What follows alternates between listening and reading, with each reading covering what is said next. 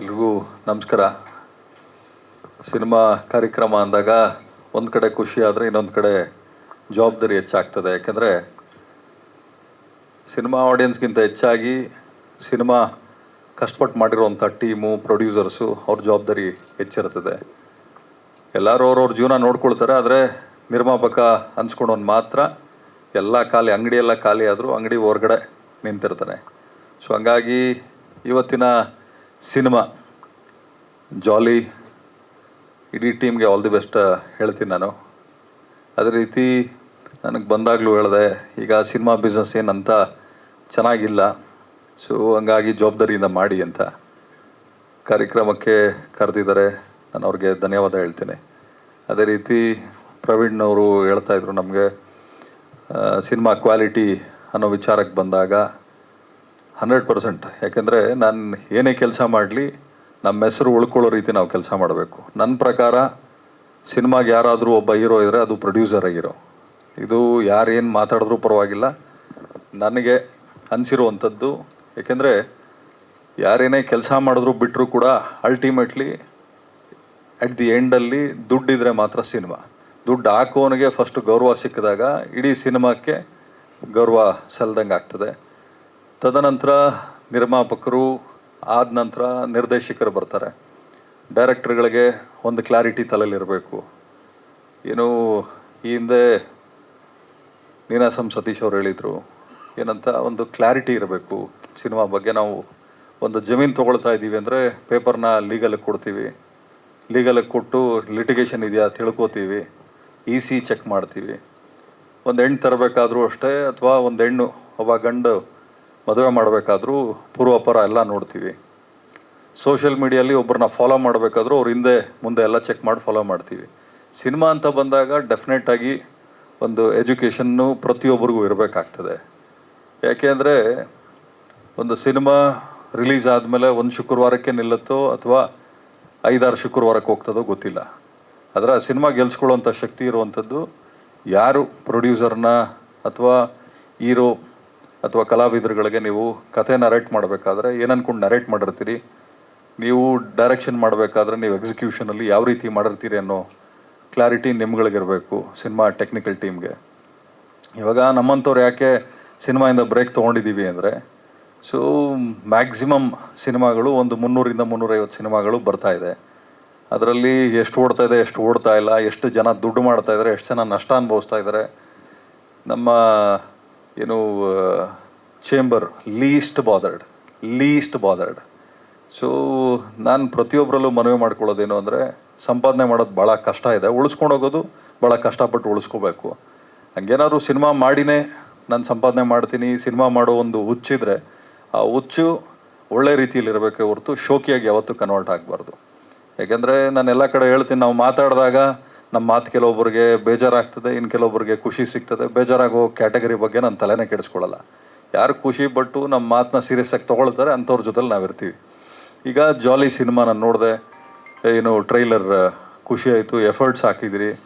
ಮತ್ತು ನಿಮಗೆ ಕಾಮಿಡಿ ಇದನ್ನು ಟ್ರೈಲರಲ್ಲಿ ನೀವು ಒಂದು ಬಿಟ್ಟು ಹಾಕಿದಿರಿ, ಖುಷಿ ಆಯಿತು. ಮುಂಚೆ ಹಳೆ ಸಿನಿಮಾಗಳು ನೀವು ನೋಡಿದ್ರೆ ನಿಮಗೆ ಕಾಮಿಡಿ ಸೀನ್ಗಳೇ ಹೆಚ್ಚು ಕಡಿಮೆ ಒಂದು 20-25 ಸೀನ್ ಇರೋದು. ನಿಮ್ಮ ಕಾಮಿಡಿಯನ್ಸು ನಿಮಗೆ ಅಟ್ಲೀಸ್ಟ್ ಒಂದು 8-10 ಜನ ಕಾಮಿಡಿಯನ್ಸ್ ಇರ್ತಾಯಿದ್ರು. ಈಗ ಅಫೋರ್ಡ್ ಮಾಡೋಕ್ಕಾಗ್ತಾಯಿಲ್ಲ.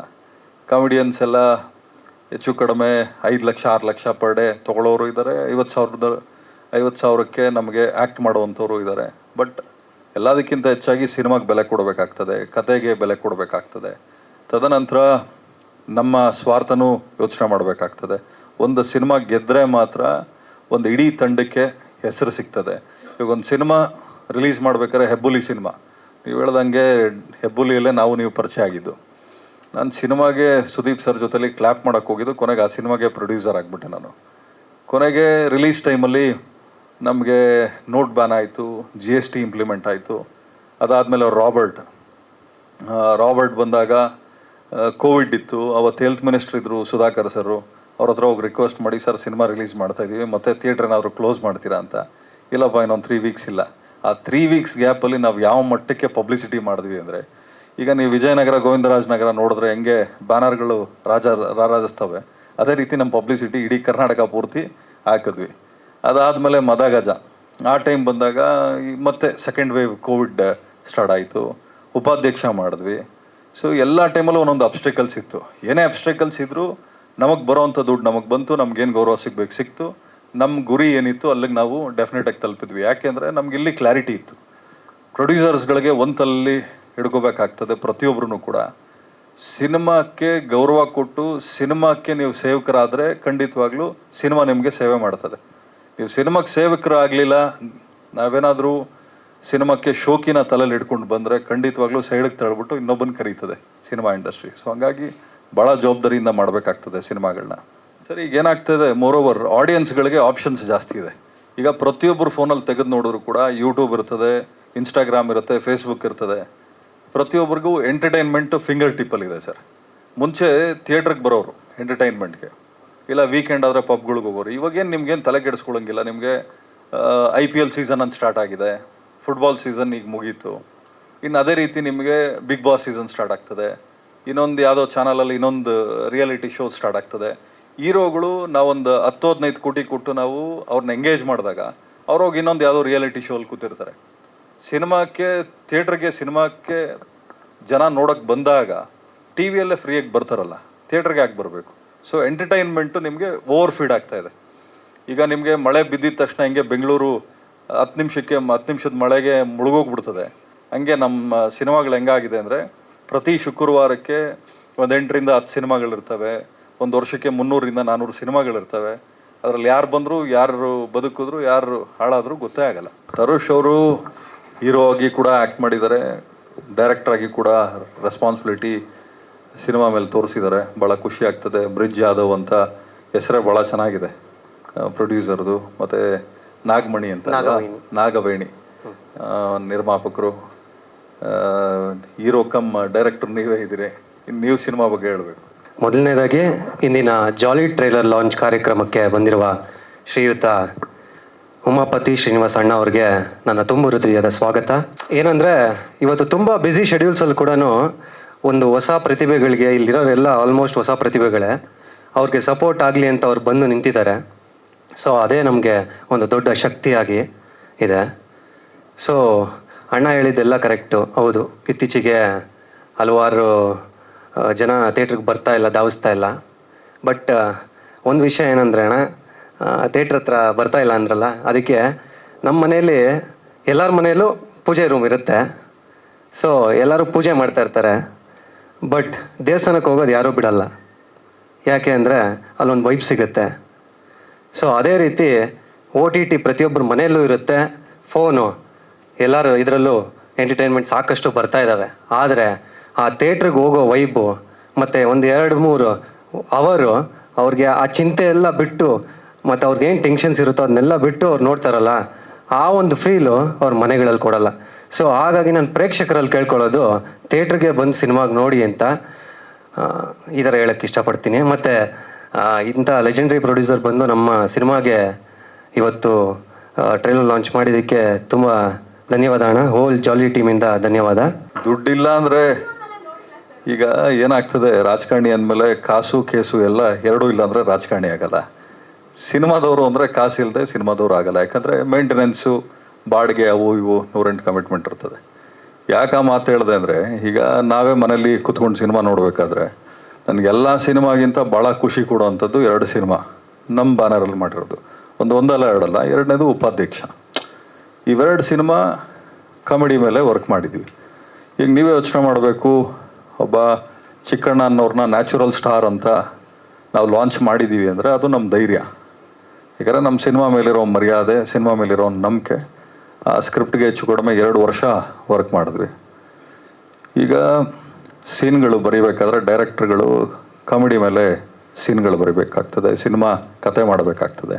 ನೀವು ಹೇಳ್ದಂಗೆ ಓಡಿ ಬಡಿ ಅದಕ್ಕೆ OTTಗಳಿದ್ದಾವೆ.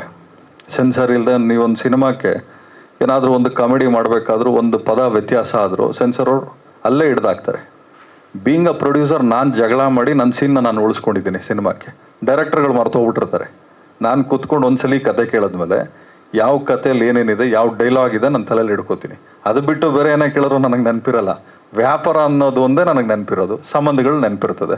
ಯಾಕೆ ಈ ಮಾತು ಹೇಳಿದೆ ಅಂದರೆ, ನೋಡಿ ನಾವು ಉಪಾಧ್ಯಕ್ಷ ಇದು ಮಾಡಬೇಕಾದ್ರೆ ಸೆನ್ಸರ್ ಬೋರ್ಡ್ ಅವ್ರಿಗೆ ನಾನು ಕೇಳಿದೆ, ಅಲ್ಲ ಸರ್ ನಿಮಗೆ ಕಾಮಿಡಿ ಶೋಗಳಿಗೆ ನೀವು ನೋಡ್ತಾ ಇದ್ರೆ ಇಂಟಿಮಸಿ ಸೀನ್ ಇಡ್ತಾರೆ, ಡೈಲಾಗ್ಗಳೆಲ್ಲ ಡಬಲ್ ಅಲ್ಲ, ತ್ರಿಬಲ್ ಅಲ್ಲ, 10 ಟೈಮ್ಸ್ ಅದೊಂಥರ ವಿಚಿತ್ರ ಡೈಲಾಗ್ಗಳು ಇಡ್ತಾರೆ.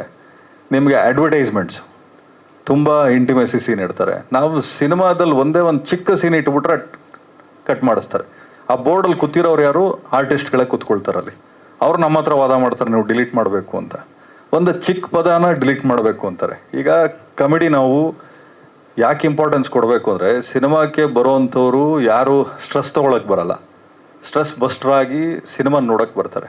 ಈಗ ಉಮಾಶ್ರೀ ಮೇಡಮ್ದು ನೀವು ಹೇಳಿದ್ರಿ, ಅವತ್ತಿನ ಕಾಲದಲ್ಲಿ ನಿಮಗೆ ಡೈರೆಕ್ಟರ್ಗಳ ವಿಷನ್ ಏನಿತ್ತು ಅಂದರೆ ಕತೆ ಮೇಲೆ ಕುತ್ಕೊಂಡು ಫೋಕಸ್ ಮಾಡೋರು. ಇವತ್ತು ಹೀರೋ ಎಲಿವೇಶನ್ ಕೇಳ್ತಾರೆ, ಬಿಲ್ಡಪ್ ಸೀನ್ ಕೇಳ್ತಾರೆ. ಈಗ ಸಿನಿಮಾ ಪೂರ್ತಿ ಬಿಲ್ಡಪ್ ಸೀನೇ ಆಗಿಬಿಟ್ರೆ ಸಿನಿಮಾ ಎಲ್ಲಿರ್ತದೆ? ಹೀರೋ ಸೆಂಟ್ರಿಕ್ ಸಿನಿಮಾಗಳು ಕಡಿಮೆ ಆಗಬೇಕು. ನಿಮಗೆ ಉಪಾಧ್ಯಕ್ಷ ನೀವು ನೋಡ್ಬೋದು, ಹೀರೋ ಸೆಂಟ್ರಿಕ್ ಇಲ್ಲವೇ ಇಲ್ಲ, ಎಲ್ಲೂ ಹೀರೋ ಹೊಡೆದಿಲ್ಲ, ಒದೆ ತಿಂದಿದ್ದಾನೆ ಹೊರತು ಹೀರೋ ಎಲ್ಲೂ ಹೊಡೆದಿಲ್ಲ. ಸೊ ನಾವು ಕಾಮಿಡಿಗೆ ಕೊಡುವಂಥ ಆದ್ಯತೆ ಅದು. ನಾನೇನು ಹೇಳ್ತೀನಿ ಖಂಡಿತವಾಗ್ಲೂ ಅದನ್ನು ಮಾಡ್ತೀನಿ. ಅದೇ ರೀತಿ ಕಾಮಿಡಿಯನ್ಸು ಯಾಕೆ 50,000ದಿಂದ 5 ಲಕ್ಷದವರೆಗೂ ಇದ್ದಾರೆ ಅಂತ ಹೇಳಿದ್ದು ಅಂದರೆ, ಕೆಲವೊಂದಷ್ಟು ಸಲ ಡೈರೆಕ್ಟ್ರ್ ಕತೆ ಬರೀಬೇಕಾದ್ರೆ ಒಬ್ಬ ವ್ಯಕ್ತಿಗೆ ಅಂತ ಕತೆ ಬರೆದು ಬಿಡ್ತಾನೆ, ಅಡ್ಜಸ್ಟೇ ಆಗಲ್ಲ. ಪ್ರೊಡ್ಯೂಸರ್ಗೆ ಡಿಮ್ಯಾಂಡ್ ಮಾಡ್ತಾರೆ, ನೀವು ಇಂಥವ್ರನ್ನೇ ನಮಗೆ ಕೊಡಬೇಕು ಅಂತ. ಸೊ ಅಫೋರ್ಡ್ ಮಾಡೋಕ್ಕಾಗಲಿಲ್ಲ ಅಂದರೆ ಸೀನ್ನ ಸ್ಕ್ವೀಸ್ ಮಾಡ್ತಾರೆ. 15 ದಿವಸನೋ 20 ದಿವಸನೋ ಇರ್ತದೆ, ಅವಾಗೇನಾಗ್ತದೆ 10 ದಿವಸಕ್ಕೆ ಕೂರಿಸ್ಕೊಳ್ತಾರೆ. ಆ ದುಡ್ಡನ್ನೇನು ಕೊಡ್ತಾರೆ ಕಾಂಪನ್ಸೇಟ್ ಮಾಡಿ ಬ್ಯಾಲೆನ್ಸ್ ಮಾಡಿಬಿಡ್ತಾರೆ.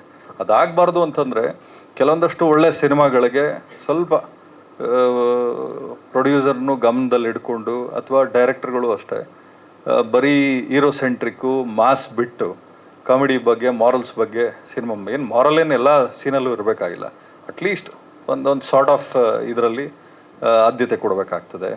ಆಮೇಲೆ ಸಿನಿಮಾಗಳು ಗೆದ್ದಾಗ ಮಾತ್ರ ನಿಮಗೆ ಕ್ವಾಲಿಟಿ ಆಫ್ ಸಿನಿಮಾಗಳು ಬರ್ತವೆ, ಕ್ವಾಲಿಟಿ ಆಫ್ ಡೈರೆಕ್ಟರ್ಸ್ ಬರ್ತಾರೆ, ಕ್ವಾಲಿಟಿ ಆಫ್ ಪ್ರೊಡ್ಯೂಸರ್ಸು, ಆರ್ಟಿಸ್ಟ್ಗಳು ಉಟ್ಕೊಳ್ತಾರೆ. ಆಮೇಲೆ ನಾವು ಯಾವ ಸಿನಿಮಾ ಮಾಡಿದಾಗಲೂ ಅಷ್ಟೇ, ನನಗೆ ಕಾಮಿಡಿ ಮೇಲೆ ಕೆಲಸ ಮಾಡು ಅಂತ ಡೈರೆಕ್ಟರ್ಗಳಿಗೆ ಹೇಳ್ತೀನಿ. ಇವಾಗ ಹೆಬ್ಬುಲಿಯಲ್ಲಿ ಚಿಕ್ಕಣ್ಣ ಅವರು ಇದ್ದರು, ಸೆಕೆಂಡ್ ಕಟ್ ಮಾಡಿದ್ರೆ ರಾಬರ್ಟಲ್ಲಿ ಚಿಕ್ಕಣ್ಣ ಅವ್ರು ಇರಲಿಲ್ಲ. ಆ್ಯಕ್ಚುಲಿ ನಾನು ಹೇಳ್ದೆ, ನನ್ನ ಸ್ನೇಹಿತನಪ್ಪ, ಸಿನಿಮಾ ನಂದು, ನಾನು ಹೇಳ್ದಂಗೆ ನೀನು ಸಿನಿಮಾ ಮಾಡ್ಬೇಕು, ನೀನು ಹೇಳ್ದಂಗೆ ನಾನು ಕೇಳೋಕ್ಕಾಗಲ್ಲ, ನನ್ನ ಸ್ನೇಹಿತ ಸಿನಿಮಾದಲ್ಲಿ ಇರಬೇಕು ಅಂತೇಳಿ ಚಿಕ್ಕಣ್ಣ ಅವ್ರನ್ನ ಆ ಸಿನಿಮಾಲ್ಲಿ ಕ್ಯಾರಿ ಓವರ್ ಮಾಡಿದ್ವಿ. ಮದಗಜ ಅಗೇನ್ ರಿಪೀಟ್ ಮಾಡಿದ್ವಿ. ಶಿವರಾಜ್ ಕೇರ್ಪೇಟ್ ಅವರು ಇದರಲ್ಲೂ ಇದ್ದರು, ಅದರಲ್ಲೂ ಇದ್ದರು. ಧರ್ಮಣ್ಣ ಅವರು ನಿಮಗೆ ಗೊತ್ತು, ಧರ್ಮಣ್ಣ ಅವರು ರಾಬರ್ಟಲ್ಲೂ ಇದ್ದರು, ಉಪಾಧ್ಯಕ್ಷಲ್ಲೂ. ನಾವೊಂದು ಕಂಫರ್ಟ್ ಟೀಮ್ ಅಂತ ಯಾವತ್ತೂ ಇಟ್ಕೊಳ್ಳಲ್ಲ. ಯಾರು ಸಿನಿಮಾಗೆ ಗೌರವ ಕೊಟ್ಟು ಕೆಲಸ ಮಾಡ್ತಾರೆ ನಾವು ಅವ್ರನ್ನ ಕಾಪಾಡ್ಕೊಳ್ಳುವಂಥ ಕೆಲಸ ಮಾಡ್ತೀವಿ. ಆಮೇಲೆ ಇನ್ನು 5 ಲಕ್ಷ ತೊಗೊಳ್ತೀವಿ, ಹೆಮ್ಮೆಯಿಂದ ಹೇಳ್ಕೊಳ್ಳಿ, 50 ಲಕ್ಷ ತೊಗೊಳ್ಳೋವರೆಗೂ ನಾವು ಬೆಳಿತೀವಿ ಅಂತ ಯಾಕೆ ಮುಜುಗರ ಪಡ್ತೀರಿ? ರಾಜಕೀಯಕ್ಕೆ ಬಂದಮೇಲೆ ಫೀಮೇಲ್ ಅಂತ ಅನ್ನೋಂಗೆ ಇಲ್ಲ, ಕತೆ ಕಟ್ಬಿಡ್ತಾರೆ.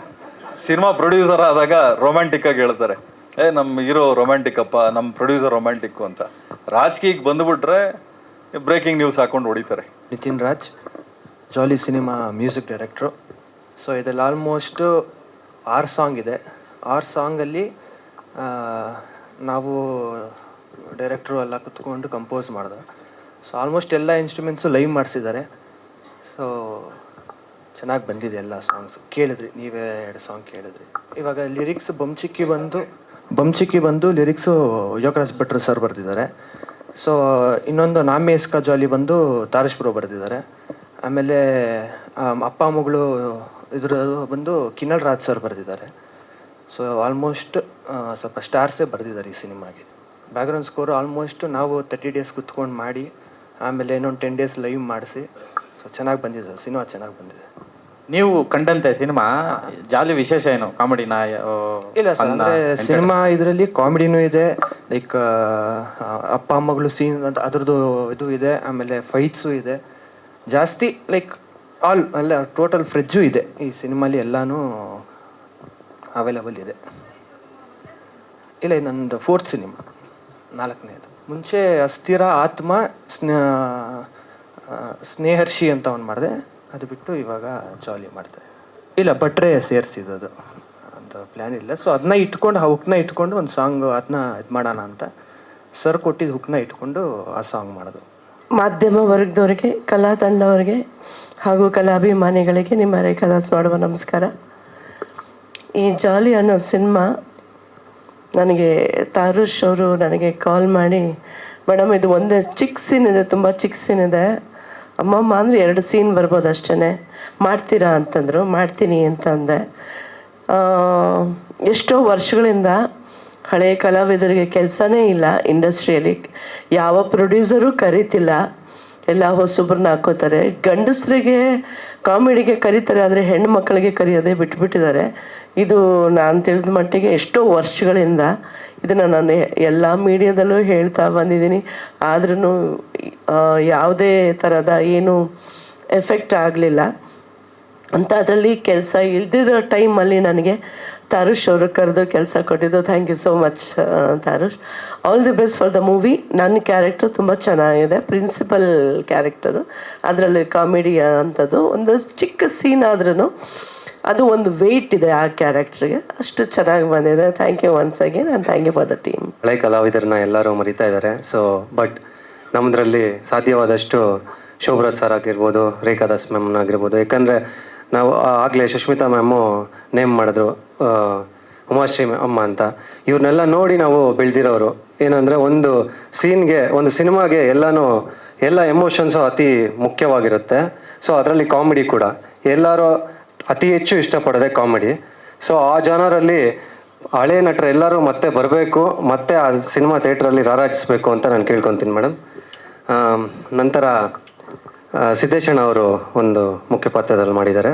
ಎಲ್ರಿಗೂ ನಮಸ್ಕಾರ. ನಾನು ಮುಖ್ಯ ಪಾತ್ರದಲ್ಲಿ ಏನು ಮಾಡಿಲ್ಲ, ನಾನು ಸೆಕೆಂಡ್ ಹೀರೋಯಿನ್ ಇದರಲ್ಲಿ. ಸೆಕೆಂಡ್ ಹೀರೋ ಅಂದರೆ 1 ಸೆಕೆಂಡಲ್ಲಿ ಬಂದೋಗ್ಬಿಡ್ತೀನಿ ಆ ಥರ ಸೆಕೆಂಡ್ ಹೀರೋ. ಯಾವುದೋ ಒಂದು ಮಾಸ್ಟರ್ ಪಾತ್ರ ಅವನು ಕೊಟ್ಟಿದ್ದಾರೆ, ಖುಷಿ. ಆದರೆ ಇವತ್ತು ಸಿನಿಮಾ ಬಗ್ಗೆ ತುಂಬ ವಿಸ್ತಾರವಾಗಿ ಉಮಾಪತಿ ಸರ್ ಹೇಳಿದ್ರು. ನಿಜನೇ, ಅವ್ರು ಹೇಳಿದ ಮಾತುಗಳೆಲ್ಲವೂ ಸತ್ಯನೇ. ಅವರೊಂದು ನಿಷ್ಠುರಾದ ಮಾತುಗಳು ಕೂಡ ಮಾತಾಡಿದ್ರು. ಆದರೆ ಇವತ್ತು ಆ ಥರದ್ದು ಯಾರು ಏನು ಅನ್ಕೊಂಡ್ರೂ ಪರವಾಗಿಲ್ಲ ಅನ್ನೋದು ಮಾತು ಹೇಳಿದ್ರಲ್ಲ, ಅದು ಒಂದು ಇದು. ಇವತ್ತು ನಾನು ಕೂಡ ಹೇಳ್ತಾ ಇದ್ದೀನಿ. ಇವತ್ತು ಎಷ್ಟೋ ಜನ ಕೆಲವರು ತೆವಲಿಗೆ ಮಾಡೋಂಥದ್ದಿದೆ, ಏನು ಸಿನಿಮಾಗಳನ್ನು ದುಡ್ಡುಗೂ ಇದು ಮಾಡೋಂಥದ್ದಿದೆ. ಆದರೆ ಇವತ್ತು ಈ ತಾರುಷ್ ಏನಿದ್ದಾನೆ, ಅವನೊಬ್ಬ ರಂಗಭೂಮಿ ಕಲಾವಿದ. ನಮ್ಮ ಜನಪದರು ಅಂತೇಳಿ ನಮ್ಮದೊಂದು ರಂಗತಂಡ ಇದೆ, ಅದು ನಿಂಬೆಕಾಯಿಪುರ ಹೊಸಕೋಟೆ ಹತ್ರ ಇದೆ. ಆ ರಂಗತಂಡದ ಕಲಾವಿದ ಅವನು. ಅಲ್ಲಿ ಸ್ಟೇಜಲ್ಲಿ ಮಳೆ ಹೊಡೆಯೋದ್ರಿಂದ ಹಿಡಿದು ಮ್ಯೂಸಿಕ್ ಇರ್ಬೋದು, ನಟನಾಗಿ, ನಿರ್ದೇಶಕನಾಗಿ, ಎಲ್ಲ ಸೆಟ್ ವರ್ಕ್ ಆಗಿ ಎಲ್ಲ ಕೆಲಸವನ್ನು ಮಾಡಿ ಅವನು ಕಲೆಯನ್ನು ಮೈಗೂಡಿಸಿ ಇವತ್ತು ಆ ಕಲೆನ ಒಂದು ಎಲ್ಲರಿಗೂ ವಿಸ್ತರಿಸಬೇಕು ಅಂತೇಳಿ ಇವತ್ತು ಅವನು ಒಂದು ಎಫರ್ಟ್ ಹಾಕಿ ಇವತ್ತು ಕಷ್ಟಪಟ್ಟು ಇಲ್ಲಿ ಒಂದು ಸಿನಿಮಾನ ಮಾಡಿದ್ದಾನೆ. ಇಂಥ ಒಂದು ಕಲಾವಿದರಿಗೆ ಎಲ್ಲರ ಪ್ರೋತ್ಸಾಹ ತುಂಬಾ ಮುಖ್ಯ. ಎಲ್ಲ ಪ್ರೇಕ್ಷಕ ಮಹಾಪ್ರಭುಗಳು ಇಂಥ ನಟರಿಗೆ ಆಶೀರ್ವಾದ ಮಾಡಲಿ, ಮಾಧ್ಯಮ ಮಿತ್ರರು ಕೂಡ ಇಂಥವ್ರ ಸಹಾಯಕ್ಕೆ ನಿಂತ್ಕೊಳ್ಳಿ ಅಂತ ಹೇಳ್ತಾ ಈ ಸಿನಿಮಾ ಯಶಸ್ವಿಯಾಗಲಿ ಅಂಥೇಳಿ ನನ್ನ ಮಾತನ್ನು ಮುಗಿಸ್ತಾ ಇದ್ದೀನಿ. ಜನಪದರು ಕಲಾವಿದ ಅಲ್ಲಿಂದ ಮೂಲತಃ ನಾವು ಕಲ್ತಿರೋದು ನಾಟಕಗಳೆಲ್ಲ. ಸೊ ರಂಗಭೂಮಿ ಕಲಾದೇವಿ ಸರಸ್ವತಿ ಯಾವತ್ತೂ ನಮ್ಮನ್ನು ಕೈ ಬಿಡಲ್ಲ ಅಂತ ಕೇಳ್ತಾ ನೆಕ್ಸ್ಟು ಸುಷ್ಮಿತಾ ಮ್ಯಾಮ್ ಮಾತಾಡ್ತಾರೆ. ಈಗ ಆಲ್ರೆಡಿ ಸಿಕ್ಕಾಪಟ್ಟೆ ಮಾತಾಡ್ಬಿಟ್ಟಿದ್ದೀರಿ, ಸರಿಯಾಗಿ ಗುರಾಯಿಸ್ತದೆ ಸರ್. ಅದು ಆ್ಯಕ್ಚುಲಿ ಕೇಳಬೇಕಿತ್ತು, ಆದರೆ ನಿಮ್ಮ ಥರ ಯಾರಾದರೂ ಅಂದರೆ ನೀವು ಯಾವಾಗಲೂ ಸಿಗಲ್ಲ, ಸೊ ಸಿಕ್ಕಾಗ ಕೇಳಬೇಕು ಅಂತ ಕೇಳಿದ್ದಷ್ಟೇ. ಸೊ ಈ ಒಂದು ಸಿನಿಮಾದಲ್ಲಿ ಶೋಭರಾಜ್ ಸರ್ ಜೊತೆ ಒಂದು ಕಾಂಬಿನೇಷನ್ ಅವಕಾಶ ಸಿಕ್ತು. So thank you so much Tarush. So Tarush ತುಂಬ ಇಷ್ಟಪಟ್ಟು ಈ ಒಂದು ಸಿನಿಮಾನ ಮಾಡಿದ್ದಾರೆ. ಸೊ ಎಲ್ಲ ಸೂಪರ್ ಸ್ಟಾರ್ಗಳ ಥರ ನೀವು ಒಬ್ಬರು ಸೂಪರ್ ಸ್ಟಾರ್ ಆಗಿ ಈ ಒಂದು ಸಿನಿಮಾಯಿಂದ ಸಕ್ಸಸ್ಫುಲ್ ಆಗಲಿ. ಈ ಸಿನಿಮಾಗೆ ನಿಮ್ಮೆಲ್ಲರ ಸಪೋರ್ಟ್ ಬೇಕು. ಹಾಗೆ ಸರ್ ನಿಮ್ಮ ಸಪೋರ್ಟ್ ಕೂಡ ಖಂಡಿತವಾಗ್ಲೂ ಬೇಕು. ನೀವು ಹೆಂಗೆ ಇವಾಗ ಬರಬೇಕಾದ್ರೆ ನಿಮ್ಮ ಜೊತೆ ಒಂದು 4-5 ಜನ ಗುಂಪಲ್ಲಿ ಬಂದ್ರಿ, ಅದೇ ಥರ ನಮ್ಮ ಹೀರೋ ಕೂಡ ನೆಕ್ಸ್ಟ್ ಮೂವಿ ಅಷ್ಟೊತ್ತಿಗೆ ಅಷ್ಟೇ ಸೂಪರ್ ಸ್ಟಾರ್ ಆಗಬೇಕು ಅಂತ ನನ್ನ ಆಸೆ. ಸೊ ಅವರಿಂದ ಒಂದು ಆ್ಯಡ್ ಏಜೆನ್ಸಿನಲ್ಲಿ ಕೆಲಸ ಕೂಡ ಸಿಕ್ತು. ಸೊ ಅವರಿಂದ ತುಂಬ ಅವಕಾಶಗಳು ಸಿಕ್ಕಿದೆ. ಸೊ ಬೇರೆಯವ್ರಿಗೆಲ್ಲ ನೆರವಾಗ್ತಿದ್ದಾರೆ. ಸೊ ಅವರು ಸೂಪರ್ ಸ್ಟಾರ್ ಆಗಬೇಕು ಅಂತ ನಾನು ಯಾವಾಗಲೂ ಆಶಿಸ್ತೀನಿ. ಆ್ಯಂಡ್ ತುಂಬ ಜನ ಇದ್ದಾರೆ, ಎಲ್ಲರೂ ಮಾತಾಡಲಿ. So all the best. Thank you ಈ ಒಂದು ಅವಕಾಶ ಸಿಕ್ಕಿದ್ದಕ್ಕೆ. Tarush, special thanks to you. Thank you ma'am. ಎಲ್ರಿಗೂ, ಕಲಾಭಿಮಾನಿಗಳಿಗೆ ಹಾಗೂ ಪತ್ರಿಕೋದ್ಯಮದವ್ರಿಗೆ, ಇವತ್ತಿನ ಈ ಕಾರ್ಯಕ್ರಮನ ಲಾಂಚ್ ಮಾಡಿದವ್ರಿಗೆ ಎಲ್ಲರಿಗೂ ನಮಸ್ಕಾರಗಳನ್ನ ಹೇಳ್ತೀನಿ. ನಾನು ಚಿಕ್ಕ ವಯಸ್ಸಿನಿಂದ ನಾಟಕಗಳು ಮಾಡ್ಕೊಂಬಂದರೂ ಕೂಡ ಸ್ಕೂಲು ಕಾಲೇಜ್ ಡೇಸ್ಗಳಲ್ಲಿ, ಹಾಗೆ ಜನಪದ ರೂಟೀನಲ್ಲೂ ಇದ್ದರೂ ಕೂಡ ಇದು ನನ್ನ ಮೊದಲನೇ ಸಿನಿಮಾ ಅಂತ ಹೇಳ್ಬೋದು. ತಾರುಷ್ ಜನಪದರಿಗೆ ಬಂದಾಗ ಅವ್ರನ್ನ ಇಂಟ್ರೊಡ್ಯೂಸ್ ಮಾಡ್ಕೋತಾ ಇದ್ದಾಗ ಅವ್ರು ಹೇಳಿದ್ರು, ನಾನು ಸಿನಿಮಾದಲ್ಲಿ ಶಾರ್ಟ್ ಮೂವೀಸ್ ಮಾಡ್ತೀನಿ ಹಾಗೆ ಹೀಗೆ ಅಂತೆಲ್ಲ ಹೇಳ್ತಾಯಿದ್ರು. ನನಗೂ ಮೊದಲಿಂದನೂ ಸಿನಿಮಾದಲ್ಲಿ ಬೆಳಿಬೇಕು ಅನ್ನೋ ಆಸೆ ಆಯಿತು. ನಾನು ಫಿಲಿಮ್ ಇನ್ಸ್ಟಿಟ್ಯೂಟ್ಗಳೆಲ್ಲ ಹೋಗಿ ಬಂದೆ, ಬಟ್ ನನಗೆ ಅಲ್ಲಿ ನೆಲೆ ಕಂಡುಕೊಳ್ಳೋಕ್ಕಾಗಲಿಲ್ಲ. ಬಿಕಾಸ್ ನಾನು ಕೆಲಸ ಇದು ಮಾಡ್ಕೊಂಡಿರಬೇಕು ಅನ್ನೋ ನಮ್ಮದಿದ್ದಿತ್ತು. ರಿಟೈರ್ಮೆಂಟ್ ಆದಮೇಲಿಂದ ನನಗೆ ಮೊದಲನೇ ಸಿನಿಮಾದಲ್ಲಿ ಚಾನ್ಸ್ ಕೊಟ್ಟಿದ್ದಾರೆ. ಇವ್ರಿಗೆ ಹೇಳ್ತಾ ಇದ್ದೆ ನಾನು, ಸಿನಿಮಾದಲ್ಲಿ ನೆಲೆ ಕಂಡುಕೊಳ್ಳೋದು ಭಾಳ ಕಷ್ಟ ಆಗುತ್ತೆ. ಇವತ್ತು ಎಂತೆಂಥವರೇ ಮೂಲೆಗೆ ಗುಂಪಾಗ್ಬಿಟ್ಟಿದ್ದಾರೆ. ಒಳ್ಳೇದಾಗ್ಲಪ್ಪ, ಯಾಕೆ ನಿನ್ನ ತಂದೆ ತಾಯಿ ನಿನ್ನನ್ನು ನಂಬಿಕೊಂಡು ನಿನ್ನನ್ನು ಕೆಲಸಕ್ಕೆ ಬಿಟ್ಟಿದ್ದಾರೆ, ಇಂಥ ಕೆಲಸಕ್ಕೆ ನಿನಗೆ ಒಂದು ಎಜುಕೇಷನ್ನು ಕೊಟ್ಟಿದ್ದಾರೆ, ಜೋಪಾನ ಕಾಲಿಡು ಅಂತ ಹೇಳಿದೆ. ಬಟ್ ಇವರು ಇದನ್ನು ಪ್ರೂವ್ ಮಾಡ್ಕೊಂಡಿದ್ದಾರೆ. ನಿಜವಾಗ್ಲೂ ಹೇಳಬೇಕು ಅಂತಂದರೆ, ಇಷ್ಟಪಟ್ಟು ಕಷ್ಟಪಟ್ಟು ಎಲ್ಲರನ್ನೂ ಸೇರಿಸ್ಕೊಂಡು, ಹೊಸಬರು ಹಳೆ ಆ್ಯಕ್ಟ್ರಿಗಳು, ರೇಖಾ ದಾಸ್ ಮೇಡಮ್ ಇರ್ಬೋದು, ಇಲ್ಲ ಸುಷ್ಮಿತಾ ಇರ್ಬೋದು, ಎಲ್ಲರನ್ನೂ ಸೇರಿಸ್ಕೊಂಡು ಇವರು ಒಂದು ಫಿಲ್ಮ್ನ ತೊಗೊಂಬಂದಿದ್ದಾರೆ. ಇವ್ರಿಗೆ ನಾನು ನನ್ನ ಹೃದಯಪೂರ್ವಕವಾಗಿ ಮತ್ತೊಮ್ಮೆ ಆಶೀರ್ವಾದ ಮಾಡ್ತೀನಿ. ಇವರು ಇದೇ ಥರ ಈ ರಂಗದಲ್ಲಿ ಚೆನ್ನಾಗಿ ಬೆಳೀಲಿ, ಇವ್ರ ಸಿನಿಮಾ ಸಕ್ಸಸ್ ಆಗಲಿ ಅಂತ ನಾನು ಕೇಳ್ಕೊತೀನಿ. ನನಗೆ ಜಾಸ್ತಿ ಮಾತಾಡೋದಕ್ಕೆ ಬರೋದಿಲ್ಲ. Thank you once again, all the best Tarush. ಇಲ್ಲಿ ನೆಲೆಸಿರೋ ಎಲ್ಲರಿಗೂ ಧನ್ಯವಾದಗಳು. ನಮಗೆ ಸಾಮಾನ್ಯವಾಗಿ ಸ್ಟೇಜ್ ಫಿಯರು ಅಂದರೆ ಇವತ್ತವರೆಗೂ ನಾವು ಯಾವುದೇ ಮೈಕ್ ಹಿಡಿದು ಮಾತಾಡಿದವರಲ್ಲ, ಇಲ್ಲ ಬಣ್ಣ ಹಚ್ಚಿದವರಲ್ಲ. ನನ್ನನ್ನು 3 ತಿಂಗಳು ಸತತವಾಗಿ ಪ್ರಿಪೇರ್ ಮಾಡಿ ಈ ಕ್ಯಾರೆಕ್ಟ್ರಿಗೆ ತಾರುಷು ನನ್ನ ಪ್ರಿಪೇರ್ ಮಾಡಿ ಬಿಟ್ಟಿರೋದ್ರಿಂದ ನಾನು ಈ ಸಿನಿಮಾಲಿ ಒಂದು ಪಾತ್ರ ವಹಿಸಿರ್ತೀನಿ. ಇಷ್ಟೇ ಹೇಳ್ಬಲ್ದು. ಥ್ಯಾಂಕ್ಸ್. ಡ್ಯಾಡಿ ಮೇಲೆ ಓಕೆ. ಡ್ಯಾಡಿ ಅಂದರೆ ನಿಂಗೆ ಇಷ್ಟನಾ? ಹೌದಾ? ಸೊ ಎಷ್ಟಿಷ್ಟ? ತುಂಬ ಇಷ್ಟನಾ? ಅದು ಅಪ್ಪ ಮೇಲೆ ಮಾಡಿರೋ ಸಾಂಗ್, ಅದು ಚೆನ್ನಾಗಿದೆಯಾ?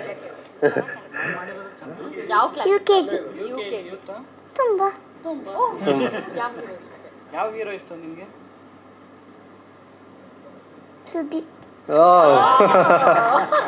ಹೀರೋಯಿನ್ನು ನಾನೇನು? ನೀನು, ನಾನಲ್ಲ. Sir thank you sir, launch ಮಾಡ್ಕೊಂಡಿದ್ದಕ್ಕೆ.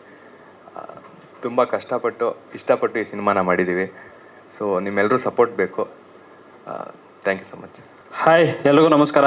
First of all thank you so much ಎಲ್ಲ ಮೀಡಿಯಾದವ್ರಿಗೂ. And thank you so much sir ನಿಮಗೂ ಕೂಡ. ಯಾಕೆಂದರೆ ಹೊಸಬ್ರು ಸಿನಿಮಾಗೆ ಬಂದು ನೀವು ಸಪೋರ್ಟ್ ಮಾಡ್ತಾರೆ, ತುಂಬ ಖುಷಿ ಆಯಿತು. ಸೊ ಇದೇ ಥರ ಸಪೋರ್ಟ್ ಮಾಡ್ತೀರಿ. ಆ್ಯಕ್ಚುಲಿ ಏನೇನೋ ಪ್ರಿಪೇರ್ ಆಗಿದೆ ಮಾತಾಡೋಣ ಅಂತ, ನಿಮ್ಮನ್ನೆಲ್ಲ ನೋಡ್ಬಿಟ್ಟು ಭಯ ಆಗ್ತಿದೆ. ನಾನು ಸುಮ್ಮನೆ ಒಂದು ದಿನ ನಮ್ಮ ಚಿಕ್ಕಪ್ಪನ ಕೇಳಿದ್ದೆ, ಅಪ್ಪ ಯಾವ ಥರ ಸಿನಿಮಾ ಮಾಡಬೇಕು, ಅಂದರೆ ಯಾವ ಥರ ಸಿನಿಮಾ ಇದ್ದರೆ, ಅಂದರೆ ಕಾಮಿಡಿ ಇದ್ರೇನಾ, ಥ್ರಿಲ್ಲರಾ, ಹಾರರಾ, ಅಥವಾ ಅಂದರೆ ಎಮೋಷನ್ನ ಅಂತ ಕೇಳಿದ್ದಕ್ಕೆ ನಾನು ಹೇಳಿದೆ, ನಾನೊಂದು ಸಿನಿಮಾ ಮಾಡ್ತೀನಿ ಫುಲ್ಲು ಹೆಂಗೆ ಅಂದರೆ ಜನ ನೋಡಿಕೊಂಡು ಈಚೆ ಹತ್ಕೊಂಬರ್ಬೇಕು ಅಂತ ಹೇಳಿದ್ರು. ಆ ಥರ ಸಿನಿಮಾ ಮಾಡಿ ಯಾರೋ ಬರಲ್ಲ ಬಿಡು ಅಂತ ಹೇಳಿದ್ರು. ಯಾಕೆ ಅಲ್ಲ, ನಾನು ಅಂದರೆ ನಮ್ಮ ಮನೆಗೆ ಬಂದು ನಾನು ಹೆಂಡತಿ ಮಕ್ಕ ನೋಡಿದ್ರೆ ಹೇಳ್ತೀನಿ, ಇನ್ನು ಸಿನಿಮಾಗೆ ಬಂದು ಯಾಕಪ್ಪ ಅಳಬೇಕು ಅಂತ ಹೇಳಿದ್ರು. ಅವತ್ತು ನನಗನ್ನಿಸ್ತು, ಸೊ ಎಲ್ಲ ಥರ ಜಾನರ್ ಇದ್ರೇ ಜನ ಬಂದು ಸಿನಿಮಾನ ನೋಡೋದು ಅಂತ. ಸೊ ಹಾಗಾಗಿ ನಾವು ಎಷ್ಟೋ ಸಲ ಸ್ಕ್ರಿಪ್ಟ್ ಮಾಡ್ಬೇಕಾದ್ರೆ ಎಷ್ಟೋ ಸಲ ನಾವೇ ಎಂಜಾಯ್ ಮಾಡಿದ್ದೀವಿ. ಸೊ ಎಷ್ಟೋ ಸಲ ನಕ್ಕಿದ್ದೀವಿ. 1 ಅವರ್ 2 ಅವರ್ ಅದರಿಂದ ಹೊರಗಡೆನೇ ಬರೋಕ್ಕಾಗ್ತಿರ್ಲಿಲ್ಲ. ಸೊ ಎಲ್ಲ it's mixture of all emotions. So ದಯವಿಟ್ಟು ಇದೇ 31ನೇ ತಾರೀಕು ನಿಮ್ಮ ಹತ್ತಿರದ ಚಿತ್ರಮಂದಿರಗಳಲ್ಲಿ ಬಂದು ನೋಡಿ. ನಿಮ್ಮ ಪ್ರೀತಿ, ನಿಮ್ಮ ಪ್ರೋತ್ಸಾಹ ನಮ್ಮ ಹೊಸ ತಂಡದ ಮೇಲೆ ಇರಬೇಕು.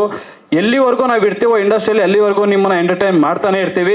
ಸೊ ನಮಗೆ ಬೇಕಾಗಿರೋದಿಷ್ಟೇ, ನಿಮ್ಮ ಸಪೋರ್ಟ್ ಅಷ್ಟೇ. So thank you so much.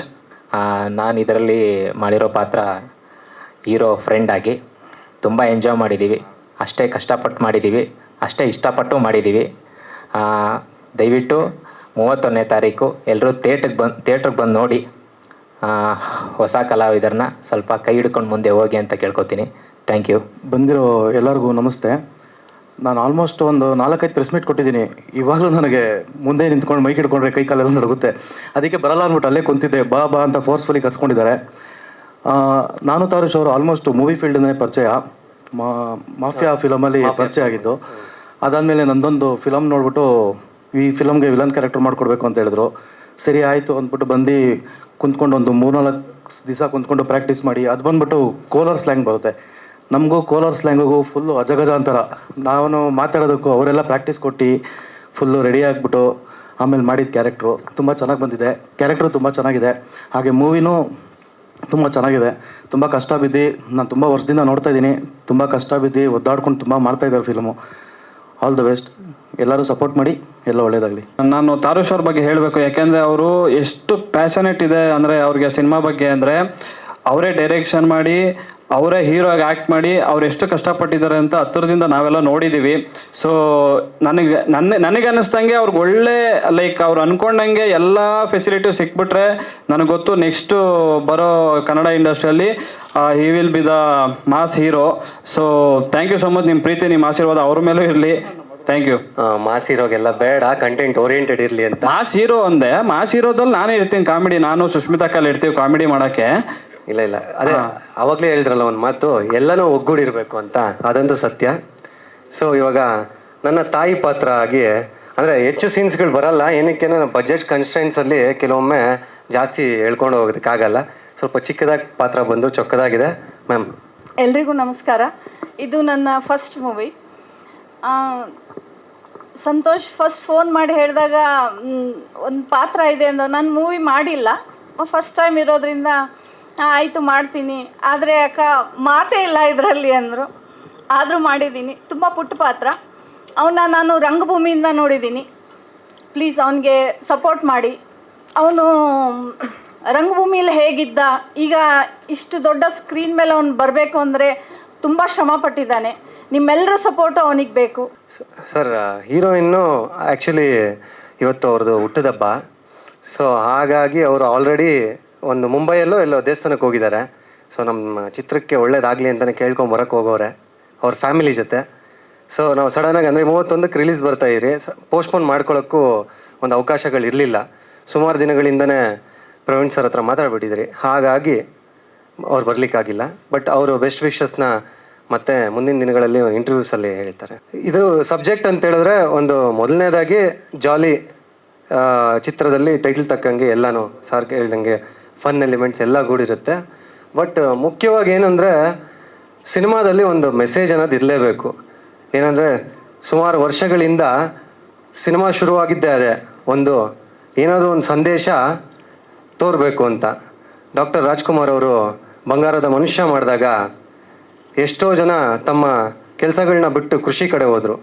ಅದೇ ರೀತಿ ಪ್ರತಿಯೊಂದು ಸಿನಿಮಾದಲ್ಲೂ ಒಂದು ಮೆಸೇಜ್ ಇರುತ್ತೆ. ನಮ್ಮ ಸಿನಿಮಾದಲ್ಲಿ ಏನಂದರೆ ಈ ಇತ್ತೀಚೆಗೆ ನೀವು ನೋಡ್ತಾ ಇರ್ಬೋದು, ವಿಚ್ಛೇದನೆಗಳು ಹೆಚ್ಚಾಗ್ತಿದೆ. ಯಾವ ಥರ ಅಂದರೆ ಅವಾರ್ಡ್ ಬಂದಿರೋ ಥರ ಪೋಸ್ಟ್ಗಳು ಮಾಡ್ಕೊತವ್ರೆ ಸೆಲೆಬ್ರಿಟೀಸು. ಸೊ ಎಲ್ಲಿಗೆ ಹೋಗ್ತಾ ಇದೆ ನಮ್ಮ ಕಲ್ಚರ್ ಅಂತ ನನಗಂತೂ ಅರ್ಥನೇ ಆಗ್ತಿಲ್ಲ. ನಮ್ಮ ತಂದೆ ತಾಯಿಂದರು ಅವ್ರ ತಂದೆ ತಾಯಿಂದರೆಲ್ಲ ನೋಡಿರ್ಬೋದು ನೀವು, ಸಾವಿರ ಸುಳ್ಳು ಹೇಳಿ ಒಂದು ಮದುವೆ ಮಾಡ್ತಾರೆ, ರಿಲೇಷನ್ಶಿಪ್ನ ಅಷ್ಟು ಸ್ಟ್ರಾಂಗಾಗಿ ಇಟ್ಕೊತಾರೆ.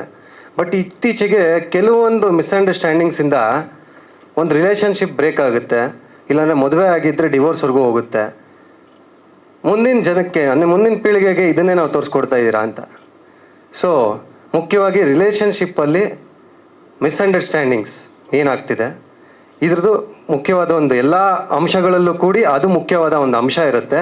ಜಾಲಿ ಅನ್ನೋ ಪಾತ್ರ ನಿಮಗೆ ನಾಟುತ್ತೆ. ಏನಂದರೆ ಆ ಜಾಲಿ ಅನ್ನೋ ಪಾತ್ರ ಯಾವ ಥರ ಆ ಸನ್ನಿವೇಶನ ತಗೊಂಡು ಹೋಗ್ತಾರೆ ಅನ್ನೋದು ನೀವು ನೋಡ್ಬೋದು. ಸರ್, ಸೊಲ್ಯೂಷನ್ ಕೂಡ ಕೊಟ್ಟಿದ್ದೀರಿ. ಒಂದು ಸಮಸ್ಯೆನ ಹೇಳಿದ ಮೇಲೆ ಆ ಸೊಲ್ಯೂಷನ್ ಕೊಡಲೇಬೇಕು ಅಂತ. ಅದನ್ನು ಆ ಸೊಲ್ಯೂಷನ್ನ ಇವಾಗಿರೋ ಜನಗಳು ಹೇಗೆ ಅಕ್ಸೆಪ್ಟ್ ಮಾಡ್ತಾರೆ ಅಂತ ಗೊತ್ತಿಲ್ಲ. ನಾವು ಸಿನಾರಿಯೋ ಆಗಿ ಸೀನ್ ಆಗಿ ತೋರಿಸಿದ್ದೀರಿ. ಕೊನೆಯದಾಗಿ ಇಡೀ ಸಿನಿಮಾಗೆ ಒಂದು ಡೈಲಾಗಲ್ಲಿ ಹೇಳ್ತೀರಿ ಈ ಥರ ಒಂದು ಸೊಲ್ಯೂಷನ್ ಅಂತ. ಬಟ್ ಅದನ್ನು ಯಾವ ರೀತಿ ನಮ್ಮ ಪ್ರೇಕ್ಷಕರು ತಗೊತಾರೆ ಅನ್ನೋದು ಕಾದು ನೋಡಬೇಕು. ಸರ್, ಆ್ಯಕ್ಟಿಂಗ್ ಅನ್ನೋದು ನಾವು ರಂಗಭೂಮಿಯಿಂದ ಸುಮಾರು ಒಂದು 6-7 ವರ್ಷ ರಂಗಭೂಮಿಯಲ್ಲಿ ಅಂದರೆ ಕಾಲೇಜ್ ಡೇಸಿಂದಾನೇ ಸುಮಾರು 160ಕ್ಕೂ ಹೆಚ್ಚು ಶೋಸ್ ಮಾಡಿದ್ದೀರಿ. ಎಲ್ಲ ನಮ್ಮ ಸಹ ಕಲಾವಿದರು, ಹಿರಿಯ ಕಲಾವಿದರು, ಅವ್ರ ಜೊತೆ ಆಡಿ KB ಸರ್ ಎಲ್ಲ ಇದ್ದರು ಆ ತಂಡದಲ್ಲಿ. ಸೊ ಅವ್ರ ಜೊತೆ ನಿಂತು ಮಾಡ್ತಿರ್ಬೇಕಾದ್ರೆ ಪಾತ್ರಗಳು ಹೇಗೆ ಮಾಡಬೇಕು ಅನ್ನೋದು ನಮಗೂ ರೂಢಿಯಾಗಿತ್ತು. ಡೈರೆಕ್ಷನ್ ಅನ್ನೋದು ನಮಗೆ ಆಲ್ರೆಡಿ ಒಂದು ಪಿಕ್ಚರೈಸೇಷನ್ ಇತ್ತು ಚಿಕ್ಕ ವಯಸ್ಸಿಂದ, ನಾನು ಸಿನಿಮಾ ಮಾಡಬೇಕು ಅಂತ. ಸೊ ನಟನೆ ಒಂದೇ ಆಗಲ್ಲ ಇಲ್ಲಿ ನಮ್ಮ ಕನ್ನಡ ಇಂಡಸ್ಟ್ರಿ ಆಗಲಿ ಯಾವುದೇ ಒಂದು ಇಂಡಸ್ಟ್ರಿಯಲ್ಲಿ ಆಗಲಿ. ಇವತ್ತು ನೀವು ನೋಡ್ತಿರ್ಬೋದು, ಯಾವುದೇ ಅವಕಾಶಗಳಿಲ್ಲ ಅಂದರೂ ಈ ಡೈರೆಕ್ಷನನ್ನು ನಾವು ಕಲ್ತ್ಕೊಂಡಿದ್ದಕ್ಕೆ ಇವತ್ತು ನಾವು ಸಿನಿಮಾ ಮಾಡಿದ್ದೀರಿ. ಈ ಸಿನಿಮಾದಲ್ಲಿ ಎಡಿಟಿಂಗ್ ಕೂಡ ನಾನೇ ಮಾಡಿದ್ದೀನಿ. ಸಾಕಷ್ಟು ಎಲ್ಲರೂ ಇದೇ ಥರ ಸಪೋರ್ಟ್ ಮಾಡಿದ್ದಾರೆ. ಸೊ ಹಾಗಾಗಿ ಡೈರೆಕ್ಷನ್ ಕೂಡ ಹಾಗೆ ಮಾಡ್ತಾ ಕಿರುಚಿತ್ರಗಳು ಮಾಡ್ತಾ ಕಲ್ತು ಬಂದಿದ್ರಿ. ಏನು ಗೊತ್ತಾ, ಜೀವನ ಅಂದರೆ ನಿಮಗೆ ಒಂದು ಗುರಿ ಇರುತ್ತಲ್ಲ ಸರ್, ಆ ಗುರಿ ಹಠ ಅನ್ನೋದು ನಾವು ಇಟ್ಕೊಂಡಾಗ ಎಲ್ಲನೂ ಕಲಿಸುತ್ತಂತೆ. ನಾನು ಇದರಲ್ಲಿ ಲಿರಿಕ್ಸ್ ಆಗಿ ನಾನು ಮಾಡಿರಲಿಲ್ಲ. ಲಿರಿಕ್ಸ್ ಅಂತೆ ಫಸ್ಟ್ ಸಿನಿಮಾಗೆ ಬರ್ದಿರೋದು ನೀವು, ಅದು ಟೈಟಲ್ ಟ್ರ್ಯಾಕ್ ಕೇಳ್ಬೋದು ನೀವು. ಸೊ ನಾನು ಇವಾಗ ಅಫೋರ್ಡ್ ಮಾಡೋಕ್ಕಾಗಲ್ಲ ಒಬ್ಬರ ಹತ್ರ ದೊಡ್ಡವ್ರ ಹತ್ರ ಹೋದರೆ, ಮತ್ತು ನಾವು ಕರೆಕ್ಷನ್ಸ್ ಹೇಳೋಕ್ಕೂ ಆಗಲ್ಲ ಜಾಸ್ತಿ. ಸೊ ನನಗೆ ಬೇಕಾಗಿರೋ ಥರ ಬೇಕು ಅಂದಾಗ ಪ್ರೊಡಕ್ಷನ್ ಎಲ್ಲ ಸ್ಟ್ರಾಂಗ್ ಇದು, ನಾವು ಯುವಕರೆಲ್ಲ ಹೊಸಬ್ರೆಲ್ಲ. ಸೊ ಆ ಒಂದು ಪ್ಲಾಟ್ ಅಂದರೆ ಆ ಒಂದು ಕ್ರಾಫ್ಟ್ ಕೂಡ ಮಾಡಬೇಕಾಗಿ ಬಂತು. ಸೊ ಈ ಥರ ಅನೇಕ ಕ್ರಾಫ್ಟ್ಗಳನ್ನ ಒಂದು ಆಟ ಇದ್ದಾಗ ಮಾಡಿಸುತ್ತೆ. ಇವಾಗ ನಮ್ಮ ಹುಡುಗರು ಇಲ್ಲಿ ಇದ್ದಾರಲ್ಲ, ಸೊ ಅವರೆಲ್ಲರೂ ಆ್ಯಕ್ಟರ್ಸೇ. ಬಟ್ ಆ ಆ್ಯಕ್ಟರ್ಸ್ ಆಗಿದ್ದರೂ ಕೂಡ ಪ್ರತಿಯೊಬ್ಬರು ಡೈರೆಕ್ಷನ್ ಡಿಪಾರ್ಟ್ಮೆಂಟಿಂದ ಹಿಡಿದು ಪ್ರೊಡಕ್ಷನ್ ಕೆಲಸವರೆಗೂ ಮಾಡಿದ್ದಾರೆ. ಏನಕ್ಕೆ ಅಂತ ಹೇಳಿದ್ರೆ ಸಿನಿಮಾದಲ್ಲೇ ಉಳಿಬೇಕು ನಾವು. ಸೊ ಸಿನಿಮಾದಲ್ಲಿ ಉಳಿತೀವಿ ಅಂದಮೇಲೆ ಎಲ್ಲ ಥರದಕ್ಕೂ ನಾವು ಸಿದ್ಧರಾಗಿರಬೇಕು.